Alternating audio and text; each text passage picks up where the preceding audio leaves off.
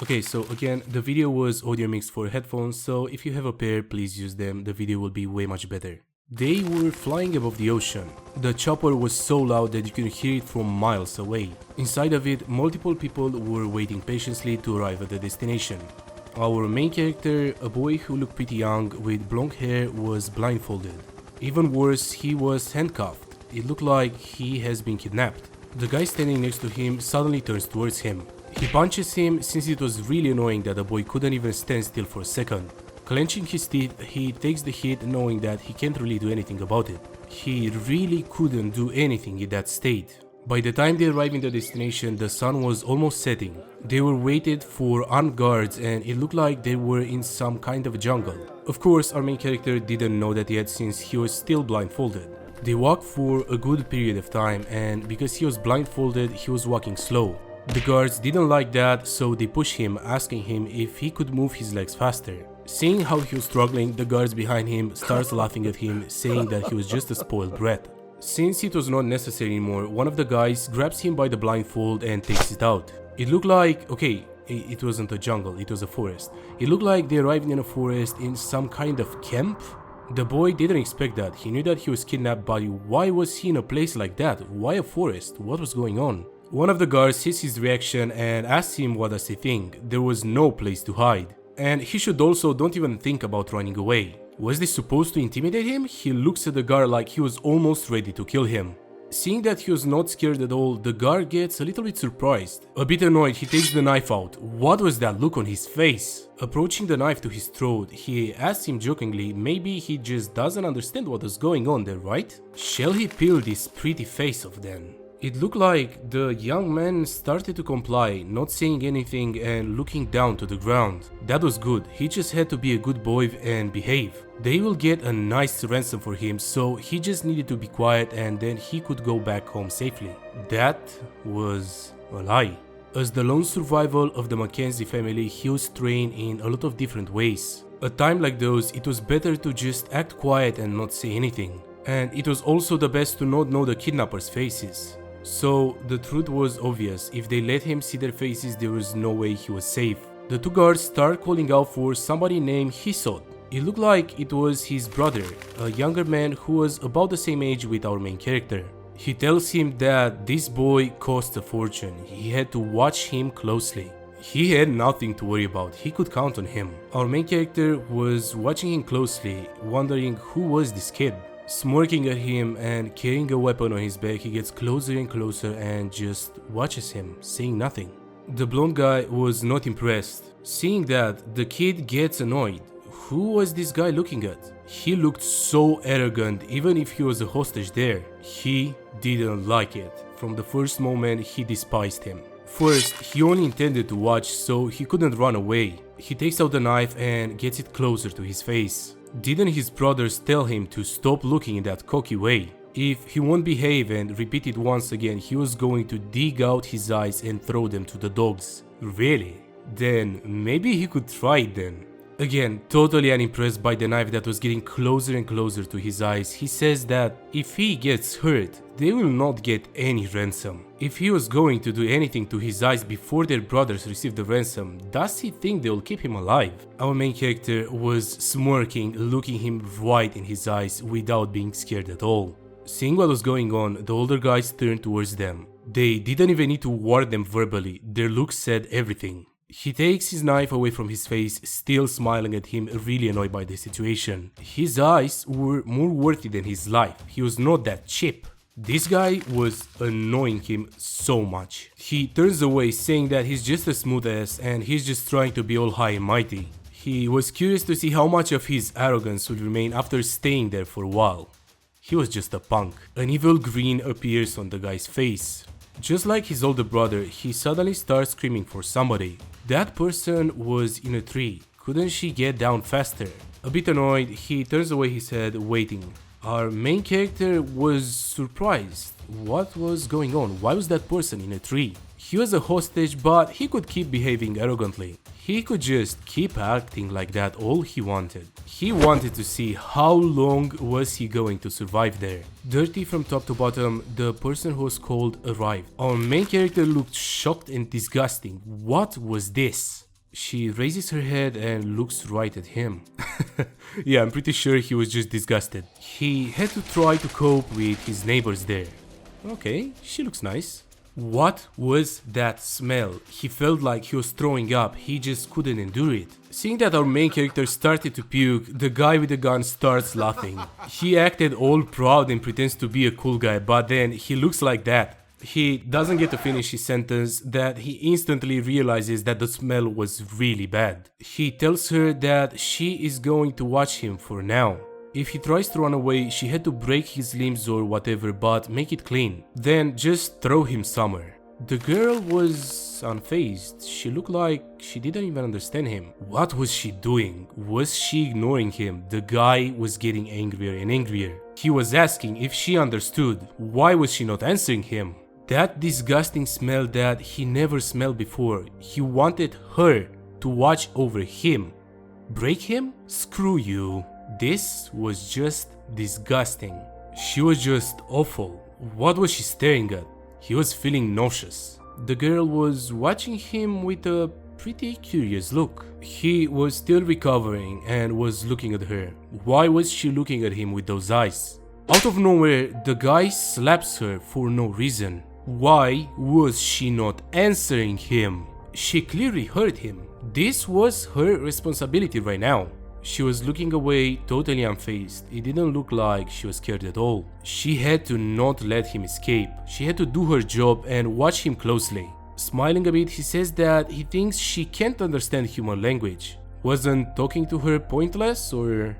The guy was losing it. Even the girl looks at him with a very scared look. Did she hear that? Because of her acting like an idiot, even that fucking hostage ignores her. Stupid little girl. This guy, he was just going to hit her again. What a huge mess. A little bit later, a lot of kids were waiting for them, calling for the girl Sister Gia. Okay, her name is Gia. This little girl's name was Laura. Was she behaving? Were there any problems? The guy is a bit surprised. What? She can talk? Yes, she can. Saying that of course not, they had no problems, the little girl hugs Gia even more. Why did all the kids there look dirtier? The smell was killing his nose. When he came there, he saw some of them who were much cleaner. Then, why are they noticing him? She turns towards him, watching him closely. He looks right back at her, trying to understand why she was staring at him. Who was he? He looked unlucky. What does that mean? What does that even mean? He looks unlucky. Even more important, why was her sister's face like that? What happened? Was she hit again? He was still looking around. A dirty hut was all they had. Was that where all those kids lived in this mercenary hideout? Who were they? Were they kids from poor families and orphans who were sold there? Those kids will grow more used to guns than books and knives than toys. And even if they were lucky enough to stay alive, they will grow to become cruel criminals like the adults here. A bit tired, he tries to sit down, but when he does, he feels a very strong pain in his shoulder. He couldn't feel that pain before. It looked like it got dislocated when he fell. This was bad and unexpected. What should he do? His training was enough to let him escape in case of being kidnapped. He had to think of something. He just needed to. Out of nowhere, it looks like he remembers somebody dying. It looks like there's somebody falling down covered in blood, calling out his name. Okay, and his name is Tristan. Got it. No, he had to control himself. Remembering that was not going to help him at all in his current situation. He shakes his head, annoyed, trying to make that bad thought go away. If he was going to wait a little longer, the rescue team will arrive by tracking the chip inside his body. He was going to wait patient. Until then, he will survive like that. As long as he can just endure. Out of nowhere, Gia nonchalantly takes his cuffs off. Why did she take off the handcuffs? Does that mean that he just couldn't escape even if he tried? Out of nowhere, she grabs him by the throat and one arm. What was she doing all of a sudden? Just let him go. She takes a piece of cloth and puts it in his mouth. Without saying a word, she looks at his shoulder and grabs his arm. The pain was overwhelming. He instantly understood what the girl was trying to do. Was she going to relocate his shoulder? What if she is not able to do it correctly? Because of the pain, his conscience fades away. Since he passed away, he started dreaming what just happened before getting kidnapped. Armed thugs were pointing weapons at a young lady, telling her to hand over the kid. She just had to get out of their way. Get out, now. One of them points a gun to his head. Scared, the woman turns towards him, calling out his name. When she tries to get closer to Tristan, the guy who was next to him in the chopper raises his knife. Right in front of Tristan, she gets stabbed. Crying on the floor with blood pouring out of her, she says that Tristan must live. He must stay alive. She was dead on the floor with a knife in her back, and Tristan was hugging her, crying. In that moment, he wakes up. Because of that nightmare, he was awake now. It was hard to sleep anyways due to the cold. In the morning, it was so hot that he almost fainted. Why was it that cold at night?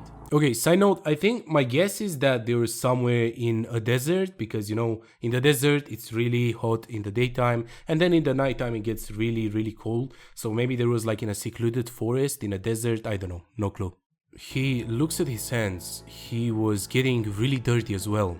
Outside it was pitch black. It was nighttime. There were a lot of people there, so logically there must be a water source nearby. He was going to wash up and then return. Chatting in something that resembled like a tower, the guards were looking at him. Was that the new hostage? One of them heard that he was really pricey. What, him? He looked like a cute little kid. He also notices them. Were those people on night watch? They were. Could they just leave him like that? One of them calls out at him. If he was just going to fearlessly keep wandering around like that this late, something will eat him up. They weren't just going to let him go. He should give a good answer so they won't get suspicious. Laughing a bit, the guards asked him if he knows that he just can't run away. What, was he going on a night stroll just like a noble sir? Or maybe he was that scared that he couldn't even calm himself. Scared? What a joke. He will always survive one way or another. He will burn what he experienced today in his heart. He will make sure to survive and let his mother see him. As for all those who caused this, without even enough time to finish his sentence, somebody grabs him by his hand. It was Gia. What was she doing? Just go away. She was quiet, still staring at him, not saying anything. Didn't she hear him? He said go away. She turns around, still not letting go of his hand, and starts walking in a direction. Why was she like this? Was she ignoring him because he was just a mere hostage? This was annoying. He was getting angrier and angrier. He jerks away his hand, telling her to take those dirty hands off him. When he does that, he trips, losing his balance, and then obviously he flops on the ground. Gia was watching him without saying anything. That was humiliating. It must have looked funny. She could just laugh. Without giving him enough time to finish the sentence, she just grabs him and takes him up and then keeps going around him, checking if he's hurt and if he's alright.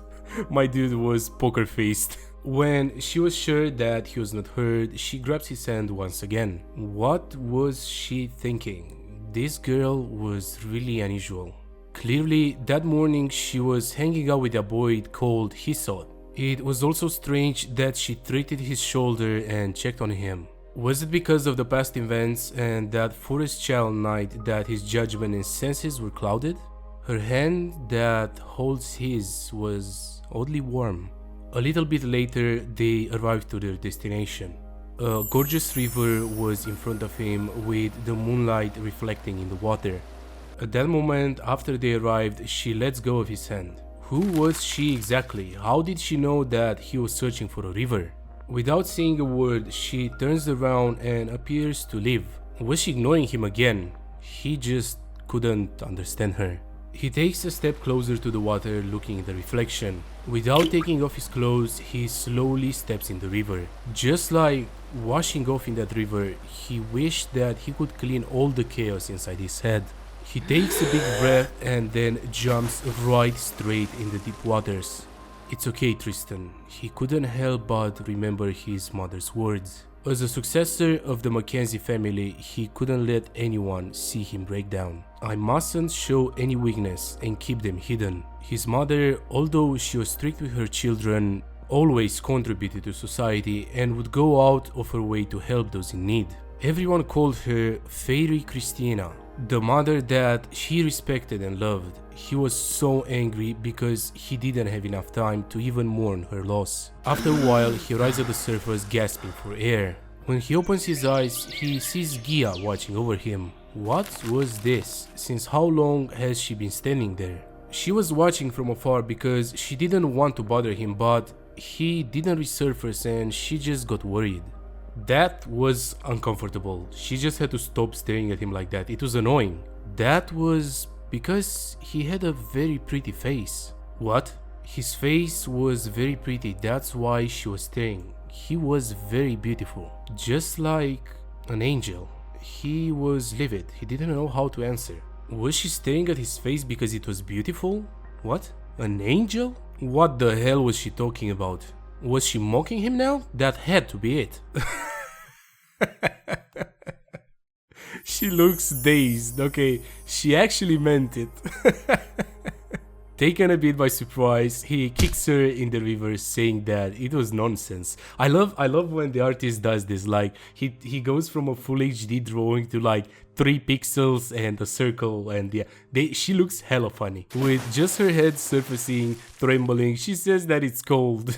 He doesn't like anyone calling him beautiful. What was wrong with him? She gets out the river shivering, saying again that it was cold. Looking at Tristan, she asks him if he doesn't feel cold as well. He was definitely cold and shivering, but he says that no, it wasn't cold. Thinking to herself that he was actually cold, she turns around and starts walking away.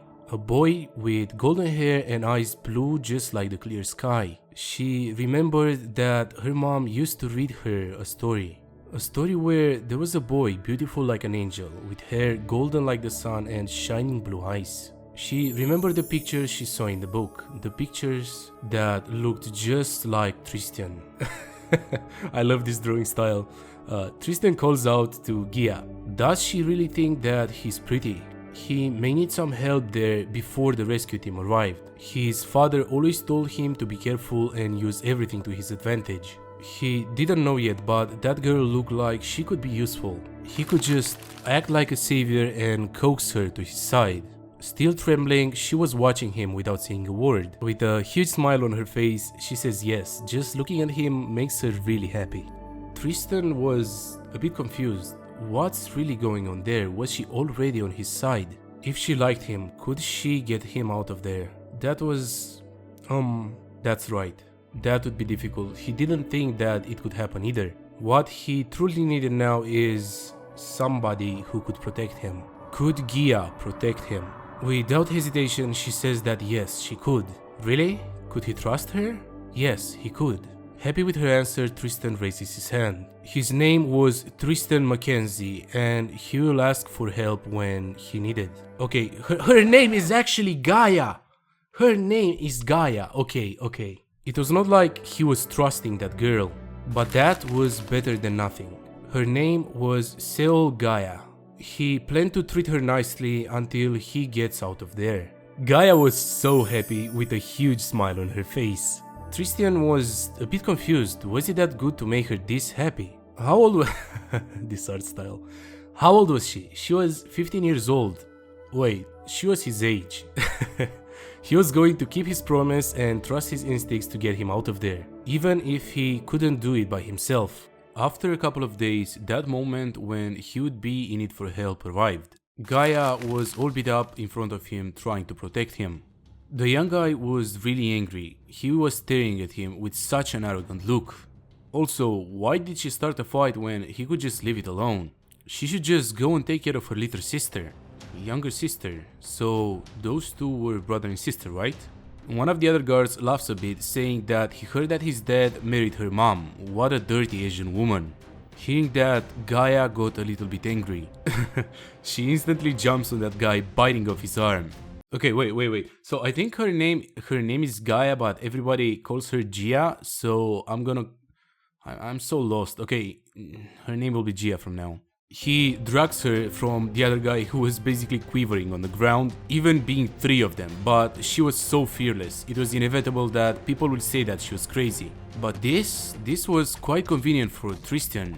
That child desperately tried to protect him every time. Seeing all that, he couldn't help but think that he tamed a pretty good beast. It was 3 days already since he didn't eat. He didn't even have enough strength to lift a finger.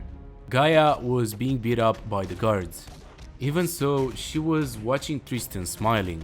He knew that he did the right thing in order to survive, but why was he feeling so bad?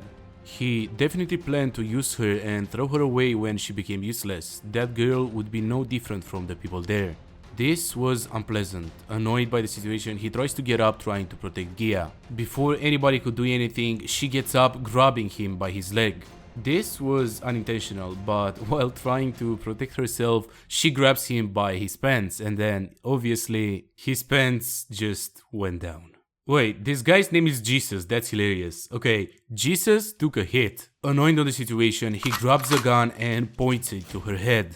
Seeing what was going on, the other guys tried to calm him down. Even Tristan was a little bit concerned. He wasn't done. He didn't care that the other guys tried to stop him. He was really angry this time. He pushes her really hard, which makes her fall onto the ground. Why was Gia protecting him? What did he think? That he'll somehow take her out of that place? What was going on with her? The person she should be fighting over right now was him, not that bastard. She could never leave that place. Did she understand that? Oh, okay, wait, this makes sense. Was it because he reminded her of her little brother? Was that it? He was not even her brother. Even though they had similar blonde hair, they were completely different. The other guards were a little bit surprised since they didn't know she had a younger brother. That's about it. Tristan had enough. He gets up and gets closer to Jesus. Obviously, looking as arrogant as possible, just as usual to annoy him. Seeing that he finally approached, Jesus had a smile on his face, turning around real quick. It seemed like Gia took care of him like a mother bird. If he wanted to survive, he could just become humble, that was all. Also, what would he do to save the life of the child who was trying to protect him? He was basically trying to blackmail Tristan by threatening Gia. He gets his foot closer to Gia's face, telling her to lick his boot. She had to crawl on force like a dog, lick it and then ask for help. It was not that difficult for dirty things like her and her mother, wasn't it? Without skipping a beat, Tristan tells her to not do that. Jesus was really amused at the situation. He was basically taunting both Tristan and Gia in the same time. Before he manages to say "watch and learn, young man," Gia bites his leg instantly. She even managed to rip through his pants, and there was also a little bit of blood.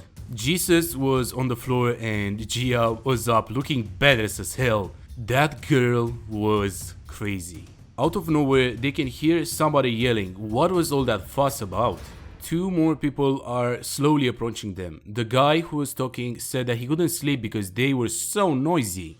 Carrying a sword on his belt, a redhead guy slowly approaches them yawning. Was it Jesus again? Why was there always a fuss? It looked like Jesus was scared and he didn't even say one word. Even with his leg bleeding, he was still standing still without saying nothing. A boy getting beaten by a girl. That was embarrassing. Hearing that, Jesus almost lost it. He was really angry, but he couldn't say anything for some reason. He said that sadly he couldn't sleep all night, but there was no way for him to sleep if they talked so much. Couldn't they just be a little bit quieter? The younger guys instantly apologized and bowed down to him while he was gently holding his sword. Taking it out, he puts it close to one of the guys' neck and tells them to be careful next time, okay? There were 5 boxes of weapons that came in last night, so when they were done playing, they had to go and erase the serial numbers. Gia quickly turns around and starts going to the pointed direction. She grabs Tristan by his head and tries to make him stand out as less as possible. Annoyed, he turns to her, asking her what was she doing. Gia was scared. She tells him to not make eye contact. The redhead guy starts talking to Gia. He told her to take a shower. She smells like shit. Also, what the hell was this? Wait a second. Before they managed to leave, he realizes something. That was a face he didn't see before. Before replying, Tristan takes a second to think. Why did she act so scared earlier? What was going on? He slowly looks towards the two guys who just arrived. Was he that dangerous? With a huge smile on his face, he asks if he is the gold prize master the kids brought over. He just wanted to take a closer look now. Gia didn't say anything. She was actually scared. This was serious. Gia was completely frozen. Why was she not getting out of the way? It looked like she didn't know what to do. Realizing what was going on, Tristan takes the lead and moves towards the redhead guy. He gets right up in his face and looks him directly in his eyes. Look at his eyes. He is not dispirited yet. It's been a while since a really interesting guy came in, huh? Tristan was staring right into his soul. He's badass. His name was Mateo. Right now, his friends were negotiating for his ransom. Okay, then he would like to know the amount. Why? Let the master negotiate directly? Without skipping a beat, he says that no matter how much he asks, he will add 10 times the price. Both of them were shocked. Very bold. Indeed, a good product arrived. They were satisfied. Good, then he would better say that exactly when he was going to talk with his father. Without skipping a beat, Gia grabs him by his hand and tries to drag him away. Tristan had to make sure to not even make eye contact with that guy. He was a really bad person. He was very dangerous. Mateo was still looking at him with his eyes resembling an animal looking at his prey. Even if Gia didn't say anything, he didn't want to get involved with a guy like that. The look in his eyes was really concerning. After that encounter, they managed to get back to the shack. He could rest there. She was going to be right back. Watching her go, Tristan started thinking, was she going to do what he asked her to do earlier? Because she was told to erase the serial number of the weapon box that arrived. No point in overthinking, he just decides to sit down. Being finally alone, he couldn't help but remember what happened earlier. He couldn't help but remember how Gia did everything to protect him. Crazy dog, huh? Then he remembers how pretty she looked when she said that he was so pretty that she felt happy just looking at him. He couldn't keep starving, at least he had to eat that. Gia was back with some bananas and I think some lemons, I'm not sure. They are both quiet for a second with him looking at her with a poker face. Out of nowhere, her little sister appears saying that if he doesn't like it, don't eat it. She could just let him starve. Laura was behind Gia and she was staring daggers at him, blushing a bit. Her sister got beaten because of a guy like him. If he kept his temper, his sister won't have to get hit. Why can't he just do that? He was an idiot. He was cheap. What was this kid saying? And his sister promised to protect him. He didn't do anything. Hearing that, she was perplexed. Why would her sister do that? Without skipping a beat, Tristan smiles and says that he guesses her sister just really liked his face. She almost died hearing that. Oh no, her sister for a guy like that. This is awesome. She starts screaming so loud that Tristan had to cover his ears. While Gia was hugging her, Tristan asked if that is something to cry about like that. He just had to stop teasing the child and eat it quickly. Laura washed them so they were clean. Tristan leans a bit and raises his hand trying to go for an apple. He stops for a second and just looks at the apple without taking it. He was right. Tristan had no intention of getting her out, so there was no need to go around being beaten so helplessly. She already knew. She knew. Looking at Gia, who was still hugging Laura, he couldn't help but ask, then why? He was so stupid. Her sister just wanted him to return safely, that was all. Tristan didn't expect this. Later at 9, the children returned from work. They came in one by one saying that they're home or they're hungry. Looking at the children who returned, you could roughly guess what kind of environment they were working in. It must be the worst. Also, there was chemical smell. All weapon serial numbers are erased by children. That was evil. Laura gets a little bit closer to him with something in her hand telling him to apply that. He didn't want to. It smelled so bad, so get rid of it. A bit annoyed, she yells at him, saying that this was medicine to repel bugs. because he kept scratching. He will smell like blood and attract more bugs. She told him to apply it like yesterday, but he didn't. Her sister was worried. She should just leave it alone. He hated it because it smelled really bad. He didn't want to apply it. Really? Okay then. She starts yelling to Gia, saying that he doesn't want to apply it. He's so dumbfounded. This picture is perfect, I love it. She stares at him, making him a bit uncomfortable, I guess? What is that expression? Why was she looking at him like that? It bothered him. He quickly snaps the whatever that is from Laura's hand. After a bit of thinking, he decides to take it back and he will apply if he wants it to apply. Dude can just accept to lose. While Laura was pestering him, he notices something concerning. There was blood on the floor, and to make it even worse, Gia was the one who was coughing up blood. It looked like she was sick. Realizing that Tristan noticed, she quickly turns around saying that it was not a big deal. Since he couldn't really do anything about it, he drops the subject thinking to himself, right, not a big deal, huh? It certainly may be so for the children who stay there, perhaps the chemicals having a negative effect on their body. Without enough time to finish his thought, somebody interrupts them entering the shack. Two guards join them, crying about the smell. Why were the kids there so dirty? And also, where was that kid, the new master? Laura was trembling, hiding behind Tristan. He easily finds him since obviously he was standing out. Their gold prize master was there.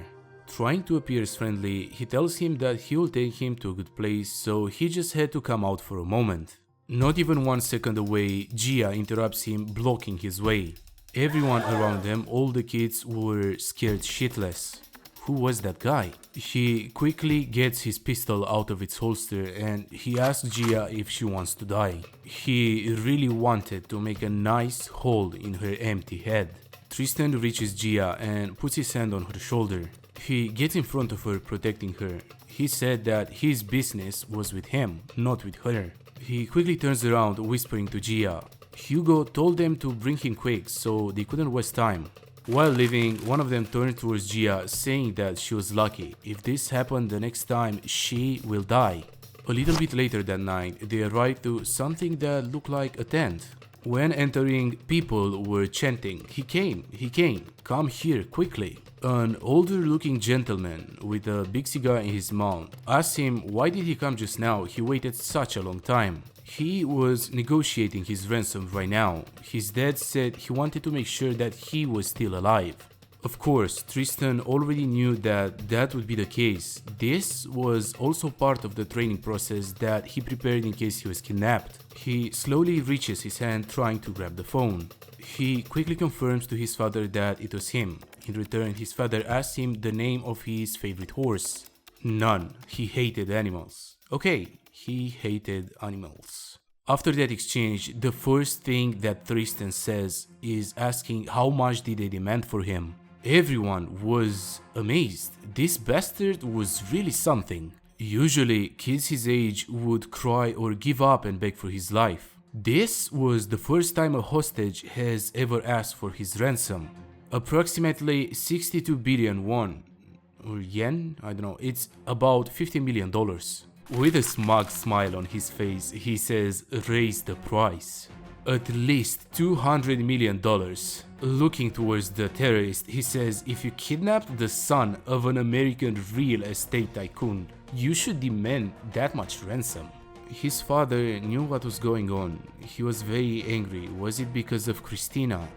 There was no answer coming from Tristan. He will have the money ready within a week. Even for him, that amount of money was difficult. The guards were thrilled. In the end, he tells Tristan to stay healthy. He'll be looking forward the day he came back. And also, he had to tell it to those who are listening that he will want to be able to talk with him once a day. And also, if they hurt even a finger from him, he was not going to pay the ransom. After the call was done, the older guy started clapping, saying bravo. He liked it so much. He's never seen that level of contribution ever. If he was a man, the distribution should be just as big as this. He raises his hand towards Tristan, introducing himself. His name was Hugo. Instead of shaking hands, Tristan just gives him the phone. Still smiling, he wasn't bothered at all. Look at this guy. Tristan was going to be responsible for his words. So did his father. If he didn't, he will receive his son's head as a gift. Hugo felt very satisfied because he raised the price. He didn't care what he was going to do for the next week. He knew full well that he couldn't just run away. Totally unimpressed, watching him leave, Tristan says, "Thank you for that." Hugo turns around and starts leaving, telling him to have a good time in the jungle. Suddenly, they hear a commotion behind them. They hear somebody screaming and Hugo and the rest quickly turn around. Tristan was holding a pistol to one of the soldiers' head. That kid was crazy. Everybody points their guns to him, asking him what is he doing, was he actually crazy? The next second, Hugo clenches his fist. He just said that he didn't care what the master does. He started yelling at the other soldiers. The soldiers try to complain, saying that if a young guy like that climbs up for money, discipline, that money, even if he sold everything, he wouldn't get $200 million. It was just a week. They had to let him enjoy himself for a week. That was all. Jesus was angry, looking at Tristan. "Did you hear? Please take care of me for a week." This guy, holy fuck, okay? Smiling, very satisfied, Tristan leaves the tent. So, the deadline his father said was 1 week. That was not the time when the money is ready, but that was the time when he will be saved. In the first place, to prepare for something like this, they exchanged signals that only they knew about each other through the story. In the middle of the jungle, it's not easy to obtain a communication signal, and also the range was wide to attack accurately, but the siege will narrow down little by little. Back in the shack, eating strawberries, some fruits, Tristan is told to avoid walking at night. I love this art style. As usual, Tristan was just fighting with Laura, they just couldn't stand each other. But back to the topic, the reason why he couldn't go out at night was because Muka comes out at night. Muka? Who is that? It's an animal that lived in the jungle. He might get eaten, it was actually dangerous. Thinking to himself, Tristan didn't know what to think of this. An animal that lives in the jungle. There was nothing there that was not threatening to him. This didn't really change anything. Threatening him with a knife or gun and then threatening him with claws or teeth. There was no big difference, it was all the same. Gia was silent, she was still working. It was literally the same thing for Gia, even if she had favor towards him for now. It was the same story for Gia, even if she had favor towards him for now, if she kept staying there, she will kill someone someday. They will most likely again kidnap a child like him and bring him back. That wasn't something that she could choose, she was forced into this. I mean, he didn't come there by choice either.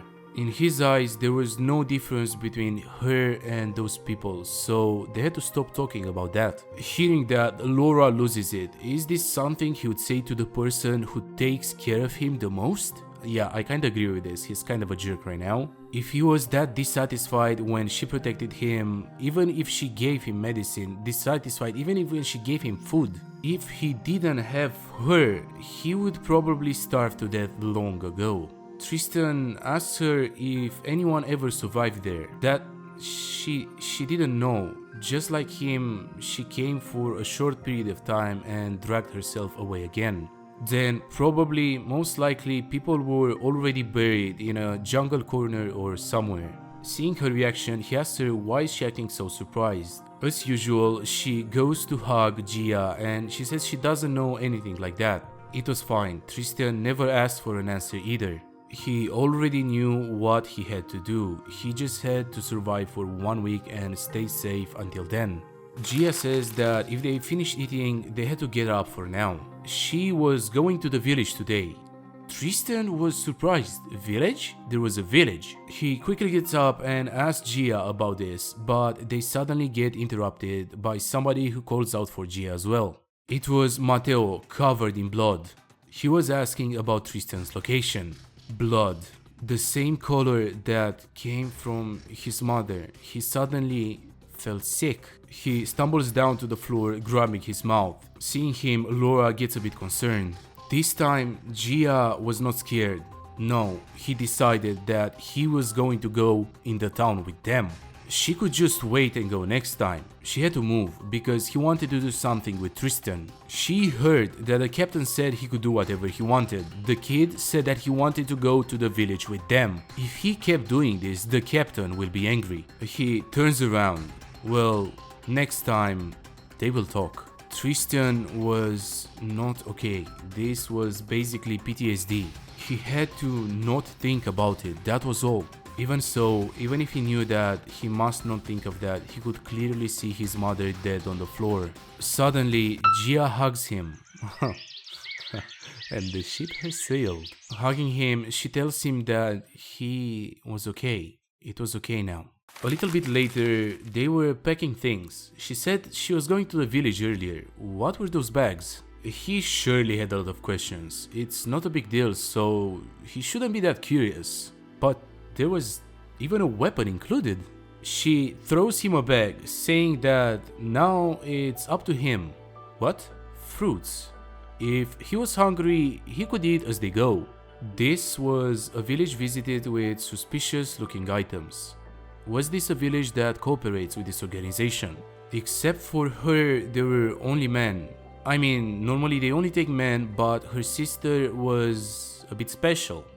Special? She notices that he was curious, so she teases him a bit. The village chief's son really likes Gia. After they arrive, Tristan couldn't help but notice that the village was a little bit bigger than he thought initially. It looked like the people were one of those forgotten tribes or something like that. All of them were watching Tristan with a surprised look on their face. But somehow, wasn't everyone just looking at him? What was going on? The guards turned towards Gia, saying that they will go to the village chief like that, so she had to take care of her luggage. Totally unfazed, she says, alright. While she drops down her bag, she hears Laura crying for help. People were suddenly flocking. She was trying to protect Tristan, but as small as she was suffocating. Gia didn't think that meant anything bad. It's just that it's a look that's hard to believe. She thought that everyone was just amazed. Obviously, Tristan was annoyed. Who were they treating as a spectacle? He understood that that was a village that was far away from modern civilization, as the surroundings, residential environment, etc. But it looked like the tribe people had gold jewelry. This was a bit frustrating. The crowd was getting bigger and bigger while Tristan was still looking around. He was wondering why the cartel was so obsessed with the Amazon. The goal was gold mining. Mining rights holders massacre indigenous people living there to mine gold. He heard that there were things that drive them away from the land, but it would be difficult to find all that gold in this huge Amazon. In that case, the luggage he mentioned earlier must be bribed. After coaxing the natives to find out the location of the gold when the business is over, this information was worth knowing. While he was thinking about this was getting really annoying. This was just like playing with a monkey at zoo. Jima was having fun. She says that they think that his hair was amazing, just like gold. He already knew that, but she had to tell them to stop because it hurts. Without enough time to finish his sentence, they hear somebody calling out Gia's name. Out of nowhere, somebody hugs her. He missed her so much. Ooh, competition. Long time no see. Did Gia miss him as well? Why has it been so long since she came there? Laura and Tristan were both shocked. Oh my god, my dude is jealous. He's jealous. He was in complete shock. What were they doing now? After that, a little bit more time passes and Laura was talking with Tristan, giving him even more food. There was meat as well. She was really lucky today. Where did she get that? Her sister got it for her. When he gives it to Tristan, telling him to eat and that it's really delicious, he says that it stinks. He says that he's done eating without eating anything and she was ecstatic. But what about her? Who, Gia? She went because she had to do something with Katu. So she disappeared with that bastard earlier. What were they doing now? Laura was not saying anything, she was quiet. The truth was that her sister actually didn't like coming here very much. Her guess was that she felt more uncomfortable because people were nice to her, because they were not visiting with good intentions. Why was she telling him that? Wasn't he worried? No, why do I care? What did Gia have to do with him? It didn't matter at all and he didn't want to know. Even so, he leaves saying that he will go to wash his hands. It was definitely like that, so why has this situation come to be? He was basically behind a rock eavesdropping, hearing their conversation. Kat was saying that he just couldn't grant her request. If he did something like that and get caught, he will be killed by his own father. No matter how much Gia asked, it will never be done. She already knew this, it was a difficult task, but Laura, they'll never let her get away. Tristan was looking for a place to wash his hands and then he found them like that. It felt like he was eavesdropping. It was very uneasy. If it doesn't work, it doesn't work. They had a good relationship and they didn't want the current relationship to break up. In that moment, Tristan just casually gets out from the hiding spot and walks up to them. Seeing him, Katu got scared. Who was he? How much did he hear? Tristan was unimpressed and was not saying anything. A little bit confused as well, Gia says that he's okay. She will explain later. Well, if Gia says so. What kind of request was that? He was so shocked and refused it. Also, she had to not misunderstand. He just came there looking for a place to wash his hands, but what on earth was going on? The truth was that Laura was sick. Just like her, right? Gia didn't say anything, but it was pretty obvious that the answer was yes. She was basically asking to help when somebody is sick, but avoid it when it was about her. In the middle of the conversation, Laura appears out of nowhere. It appeared that they were in big trouble. The guys were really angry now. She felt like they were talking about gold and it was not going well. Gia was hugging her, telling her that everything will be fine. She had nothing to cry about. A little bit later, the rain was pouring. One person slammed the table with his fist. It looked like they were having an argument. All they had to do now was get medicine and all sorts of things. Now they can't stop and they want them to catch Muka? It was too much to do. Muka, she was the most ruthless predator that rules the jungle. Although it was just a wild jaguar, the locals here call it Muka. They eat not only animals but also people. To those who live there in Amazon, the most fearsome being. This old man was talking crazy. Was he serious? Was he telling them to catch that monster? The only thing he could do was just tell them to die? The old guy already knew that it was a difficult request, but if they were able to catch Muka, he was going to tell them where the gold was. Was that a good condition? Hearing that, everybody was quiet. They knew they had to do it now. It seemed like Muka appeared in the village again some time ago. Hearing the name once again, Tristan was interested. Muka, the one she talked about before. Yes, it was a very scary beast that eats people. Katu, that kid, had an older brother above him, but she thought that it was eaten by Muka. Because it eats people, his body was not whole when found, so the residents were very afraid of Muka. After the conversation was done, the soldiers left the tent. They yelled at the kids, telling everyone to gather up. What were they going to do now? I mean, why was he asking the obvious? They said that they would tell them where the gold was, so they had to catch it. But how do they even catch such a ferocious thing? As it's not easy, they will have to use the bait properly. It so just happens that all there is here was bait. Turning towards Tristan, Gia says that she will be back. He had to stay here with Laura. All the kids that were able to run were basically gathered. They had to listen carefully. From now on, he will decide where they will stand. When they find Muka, play the flute. If they're not going to catch it today, they won't be able to go back home. They had to run away or die by Muka's hands. It's one of the two, so they had to choose wisely. One of the guys puts his hand on Gia's shoulder, telling her to not be scared. No matter how scary Muka was, if they run desperately, they just might survive. What did he just hear? What you were doing? Are they gonna use them as bait? Tristan was livid. Those American bastards. He tries to get up and go and fight them, but Laura stops him. What was she doing? She had to let him go. She couldn't. Her sister will be okay because she knows this place well. He couldn't just go out and make those guys angry for no reason. Tristan was angry. Was she crazy? The girl she was calling sister seemed to be dead now. Was she going to leave her alone? They say it was a beast that eats people. If he was going to step in and stop her, then she will die there. At least there's a chance to escape from Muka.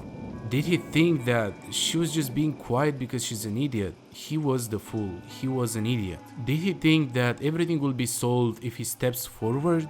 What if he stopped them for no reason and then the guys get angry and kill her sister? Those guys get away with it. Did he know why she stayed there? Because him and her were different. He had parents to pay the ransom. They had no money and no parents. So it didn't even matter if they die or not, nothing was going to change. They were different from him. Laura was still grabbing his arm, still crying in the rain. Tristan didn't say one word, he just looked at Gia leaving towards Muka. He understood, but she just had to stay there. Laura looks towards him, a bit confused, not understanding what his plan was. He turns towards her and tells her to please wait there.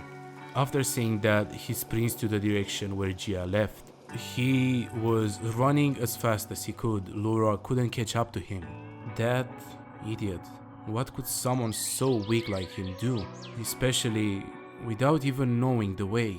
A little bit later, he was going through the jungle, calling out Gia, trying to find her. He was exhausted. He didn't know how long has it been since he started running. He felt like his lungs were going to burst. Just where did she go? He had to find her before it was too late. After resting for a minute, he raises his head ready to keep going. Without wasting any more time, he starts running once again. Back where Gia was, she was getting ready to fight. In the palm of her hand, you could see blood on the bandage. She really hoped this was enough because it was very uncomfortable when she was moving, because the blood shows just enough. It is said that Muka was good at tracking the smell of blood, so they had to cut their hands in order to work as bait. A guy gave Gia a knife, and even if he didn't say it, she knew what that meant, right? It wasn't difficult to bleed on her own. More than that, she was more worried about Tristan and Laura, who she left behind. Even so, she was calm. They should be fine. She turns around, seeing Jesus, who was basically trembling. He seemed to be in a bit of a bad state as well.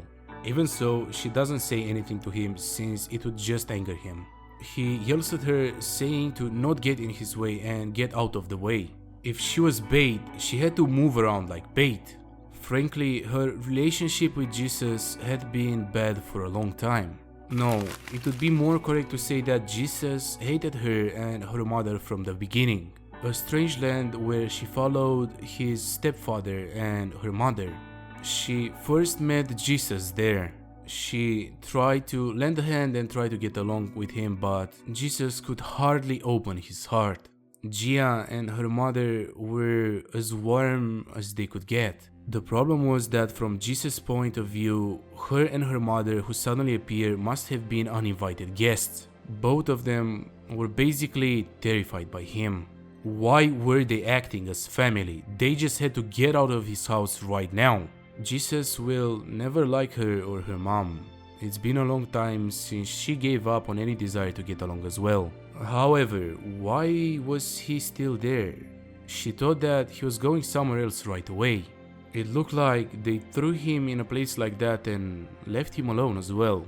In that moment, Jesus turns around, hearing a crack. A little bit scared, both of them turns towards that direction. What was that sound? Was it a person? Was it a beast? What did they just hear? At that moment, Gia realized who that was. Of course, it's my boy Tristan. He managed to find her, finally. Why was she walking so fast? Also, it was so damn hot. Also, why was she with that guy again? Did she get hit?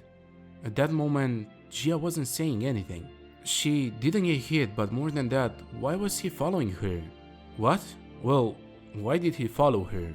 Why did he do that? It was dangerous, so he had to turn back quickly, and in that moment both Gia and Jesus have a shocked expression on her face and they couldn't muster a word. Muka was getting closer and closer. She tells him to not move, just stay there. Jesus was on the floor trembling, scared shitless. In that moment, he didn't need to turn back and use his eyes. He could already feel the danger behind him. He felt it. He could feel it even without looking back. There was something behind him right now. He wanted to run away, but his legs won't move. He could hear the sound of heavy footsteps getting closer and closer. A predator's gaze filled with murderous intent. He could only think of one thing. He will die.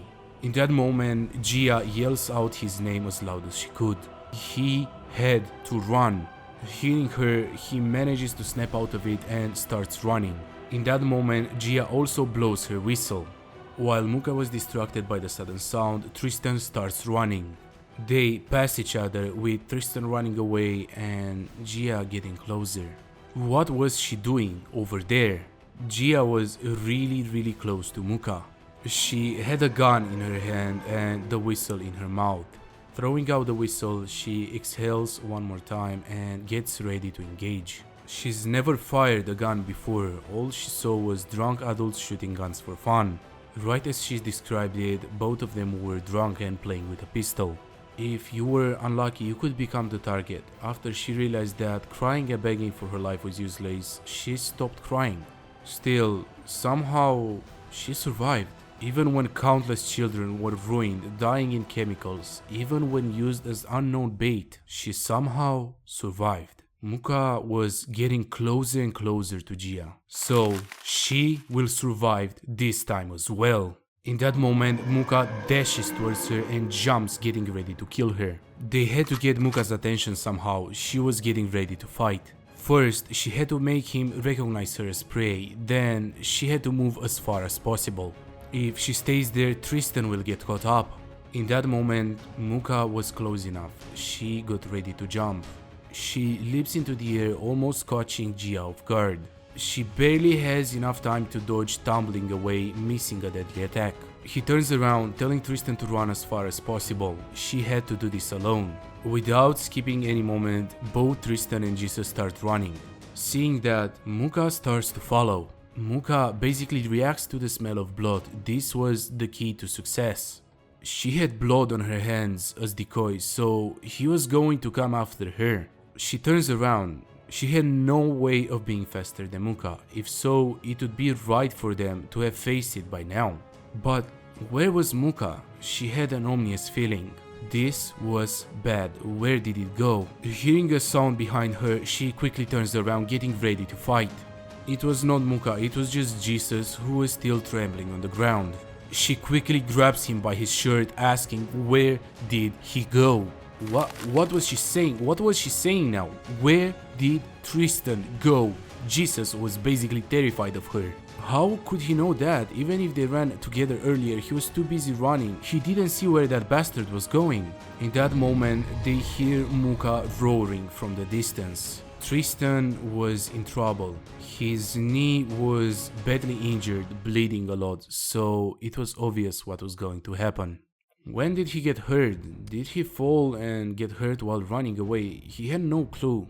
He didn't expect to be in any danger. He was basically clueless. Obviously, Muka was behind him, watching him closely.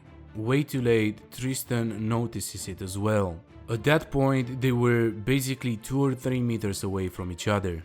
When did it get so close? Tristan was not ready for this. Growling, getting closer and closer, Muka was still watching him. After a second, it started walking in circles around Tristan. Tristan was watching Muka as well, but then at some point he notices somebody else. It was Gia, who basically rushed to him trying to save him. She was dashing towards them with a whistle in her mouth and the gun ready to fire. Also, she looks so badass. She looks badass as hell. Hearing the whistle once again, Muka turns towards her. Gia raises her hand covered in blood. She was bleeding so much that the bandage was not enough. It was dripping all over her hand. What was she doing? In that moment, Muka charges towards her. She had to finish it in one go when he got as close as possible. She was focusing as hard as she could. This was a life-threatening moment. Just like this, just a little closer, just a little bit more. Now! Tristan covered his ears. It looked like Muka was on top of Gia. Was Muka dead or was it alive? Which one died? What about Gia? Tristan didn't know what to do. Muka was still moving a bit, but he wasn't sure if he should approach or not. Looking around, he sees a rock and grabs it. In case Muka was still alive, he slowly approaches it with the rock in his hands. He was scared, but he knew that he needs to do something.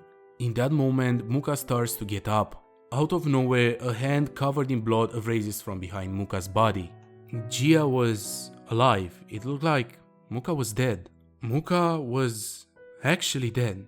Thank God. After realizing that, Tristan notices something odd. Gia slowly approaches him. At first, he thought it was covered in ink. It was too dark to be called blood because it was pitch black. Yes, it was just like a pitch black storm. Tristan was supposed to be scared of blood. Muka's body was still on the ground, lifeless. But what was this feeling? He was feeling suffocated? He breathes in, trying to relax a bit. To a strange degree, for some reason, he just couldn't take his eyes off Gia. Let's go! The first thing that Gia says was to apologize to him. Muka usually follows the smell of blood, right? But her smell was in the rain. She didn't think of that. She was saying that in that situation. She was concerned about Tristan in that situation. Was that important right now? She apologizes again. After the fight was over and she relaxes a bit, she starts to feel like she was passing out. One moment she sees Tristan getting closer and then one moment it went dark. Was Gia scared of anything? Yes, she was. That couldn't be true. If she was scared of something, she wouldn't have acted so recklessly. She laughs it off. What? Was she laughing now? Nope. What? She thought that this pain was bearable? She literally fainted. Well, it was true that it hurt. The reason why she was so happy, it was because she felt like she lived. Again. She was really glad that she saved him. Do not laugh. I told you to not laugh. In that moment, Jesus appears out of nowhere asking where his gun is. Where was his gun? They look at him like he's basically trash. Gia thought that she left it next to Muka. Jesus was angry. In that moment, this piece of shit kicks Gia. Both of them fell on the ground with Jesus behind them watching them. I am getting so triggered now. Look at this guy standing like his big shit when he was basically shivering on the ground when Muka is alive. It's fine. What was this? They were so determined to fuck with him. They had to find his gun. If he was going to lose it, they would leave him alone. They were just useless bastards. Hearing that, Tristan looks at him like he was ready to kill him. He dashes towards Jesus, yelling at him, telling him that he's the useless one. He was just a coward. A little bit later, they manage to get back to the village. Seeing her, Laura starts running towards Gia. With a huge claw mark on her shoulder, she was bleeding really hard, but they were back to safety now. Why did she look like that? Why was she getting hurt so much? Seeing Gia, the son of the chief asks if Muka was... Yes, it was dead. He thanks her. He will do his best to fulfill her request. He was going to bring some medicine and bandages. They had to wait there. Seeing that he whispered something to Gia's ear, Tristan asks what they were talking about. Gia says that they didn't talk about anything. After a while, they managed to bandage her shoulder. She was exhausted, still bleeding, and Tristan was doing his best to make her situation better. She puts her hand on Tristan's face. Why did he do that earlier? He just rushed at Jesus without even being able to fight. It was because he was just pathetic. While she was fighting back confidently, that bastard was busy running away. He didn't say anything loud until later, he was just a cowardly bastard. Therefore, it was annoying. Laura was angry. It was about Muka, her sister basically caught it, but everybody thought that Jesus did it. It was no big deal, maybe it was because she left Jesus' gun next to Muka. And among the kids, Jesus was the leader, so she guessed that she didn't want to make everyone look bad, so she spoke appropriately. She just hoped that nobody will get hurt. I mean, she got hurt. After returning from the village, Gia was sick for 3 whole days. If it weren't for the antibiotics he insisted on taking, the condition must have been more serious. Gia was in a lot of pain. Tristan was doing his best to help her, but he couldn't really do much. The child was on the brink of death and nobody cared. If you told them that they need to call a doctor or go to the hospital, they would just laugh. It was just like Laura said, a life that is considered insignificant. How many children have died here in the meantime? Laura was crying. What if her sister died? Don't be rude. What do you mean don't be rude, dude? She's just sad. I mean, she can't live without her sister. In that moment, Gia opens her eyes. She calls out for Laura. Her first question was, how many nights has it been today? Was that something she says as soon as she wakes up? In that moment, they hear somebody calling out for Tristan. What was it this time? It was Hugo, I think that's his name. It was Hugo. He heard that he's been asking her out for medicine lately. This time, his friend brought him a really amazing medicine. Shall she share some? Gia tried to talk, trying to stop Tristan. She grabs him by the hand and he turns around asking her why is she doing that. She just didn't want him to leave. He just couldn't go, but he couldn't really stop him since she was really sick. Why was she doing this? If he could get medicine, he should. She was going to really die like that. Bro, I love the fact that he actually cares for her now. He was really annoying at the start, but this is awesome. What? She was not coming out. Didn't he need the medicine? Look at this bastard smiling. This was a good medicine that he could never find in supplies. She tells Tristan to not go again, but he doesn't say anything. He says, okay, get some more sleep then. Hearing that, Gia leans down again. She tries to raise up and Laura asks her if she wants some water. It looked like she is telling Laura something, whispering in her ear. She looks a bit surprised, but I guess she got it. Back outside, Hugo was still waiting. He notices the door slowly opening. Well, since there was no answer, he thought that it wasn't necessary. Without wasting time, Tristan tells him to give it to him. He wanted the medicine right now.